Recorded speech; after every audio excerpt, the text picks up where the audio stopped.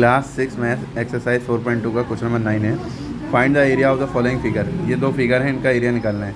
तो इसको आपको थोड़ा सा मॉडिफाई कर करके सीखना करना होगा। चाहे आप हॉरिजॉन्टल यूँ लाइनें खींच करिए, चाहे वर्टिकल लाइनें खींच करिए, तभी आप कर पाएंगे।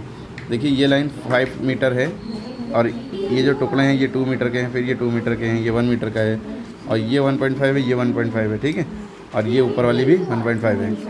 ये हमारे सामने डायग्राम है जिसमें ये पूरा 5 है और ये जो ब्रेथ है 1.5 इतने हिस्से की दी है, ठीक है। तो हम यहाँ से अगर पूरी लाइन खींच लें, ठीक है, तो ये भी 5 होगी, ये भी 5 होगी और ये मतलब कुल मिला के अब ये समझिए ये एक तरह का रेक्टेंगल बन गया है ये यूँ करके, जिसमें ये 5 है और ये 1.5 है, यानी ये लेंथ है और ये ब्रेथ है। तो हम इसका एरिया निकालेंगे अंदर की जगह, लेंथ इंटू ब्रेथ, यानी इन दोनों को मल्टीप्लाई करेंगे। तो एरिया ऑफ फर्स्ट रेक्टेंगल आप A1 लिख लिए, चाहे आप लेंथ इंटू ब्रेथ करिएगा, लेंथ इंटू ब्रेथ। तो लेंथ की वैल्यू कितनी है 5 है, ब्रेथ की वैल्यू 1.5 है।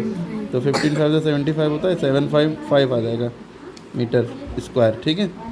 तो ये इतने का एरिया आ गया, कितना आ गया 7.5 मीटर। अच्छा अभी ना लिखिए, अभी आप कंफ्यूज हो जाएंगे। अब हम आगे जब देखते हैं तो यहाँ से ये 2 आया है, ठीक है। तो हम ये पूरी लाइन हमने खींची दी है, ये मिला ही दिए, यानी कि यहाँ तक कि ये 2 था। चलिए ये 2 था, है ना।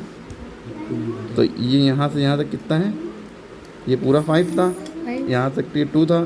तो ये अगर हम ऊपर का ना देखें तो ये 3 बचा ना, 5 में से 2 गया, 3 बचा, है ना।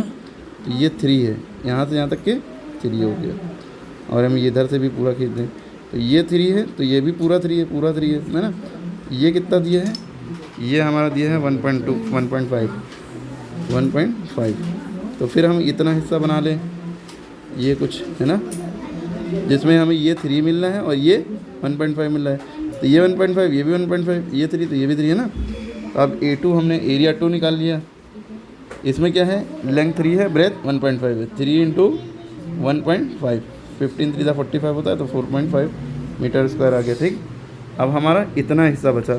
तो हम डायग्राम में फिर से देखें, क्योंकि हम ये लाइन खींच चुके हैं। तो ये पूरी यहाँ से ये लाइन खींच चुके हैं। तो ये 2 थी, ये भी 2 थी, है ना। तो अब ये इतना हिस्सा बचेगा। देखिए ये 1 मीटर के बराबर है, तो ये ब्रेथ 1 मीटर हो जाएगी, ठीक है। तो इधर ये 1 मीटर दिया ही हुआ है, इसकी मदद से हम समझ गए कि इतने यहाँ से यहाँ तक के ये 1 ही मीटर हुआ इसके बराबर, ठीक है। और ये 1.5 क्वेश्चन में दिया है। तो अब ये हिस्सा जो बचा वो ये कुछ ऐसा है, ये जिसमें ये लेंथ, ये समझ लिया। अब ये ब्रेथ हो गई, ये लेंथ हो गई।